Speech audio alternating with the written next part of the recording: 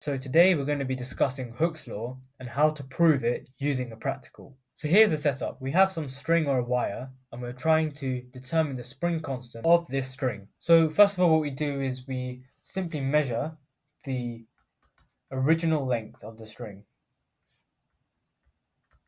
And we do that with this meter rule that we have now clamped on to this clamp stand. And then what you're going to do is you're going to add some mass onto uh, onto the string. And what you're going to see is the string is going to extend. So you're going to first of all add a known mass to the string. And what you're going to do is you're going to measure the new length. So with this, you can now calculate the extension, which is simply the new length minus the original length. And you're going to repeat this with more masses. So you can add on more known masses, calculate the new length, work out the extension. What you need to make sure that you do after each measurement is to deload the mass from the string. Make sure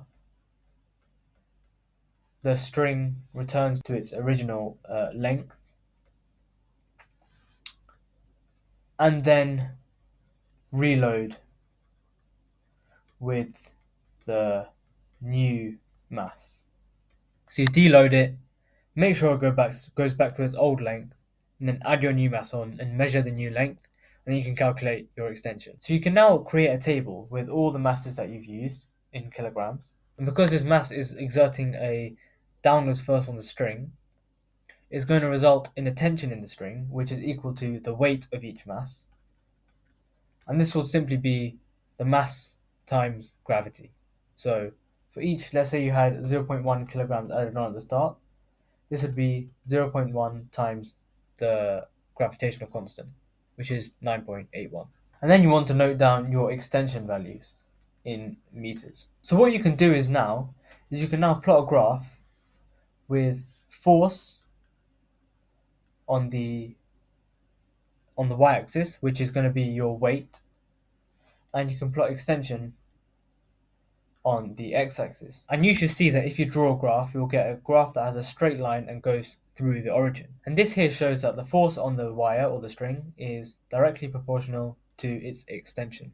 And you can convert from a proportional sign to an equal sign by simply adding a constant. So you can now say that the force is equal to kx. And this is Hooke's law. And k here is your spring constant in newtons per meter.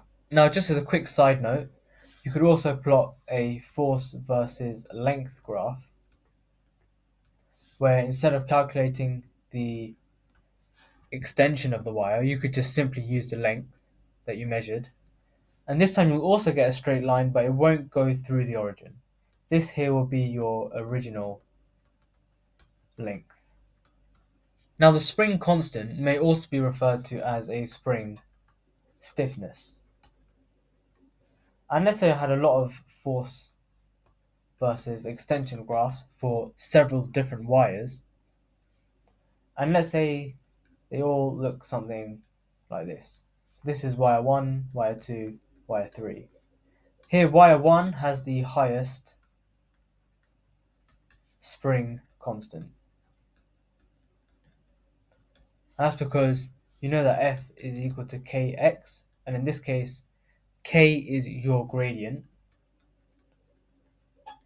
and wire number 1 has the largest gradient, so it must have the highest spring constant. And what the spring constant actually means is that it's the force required to extend the wire or string or the material by 1 meter.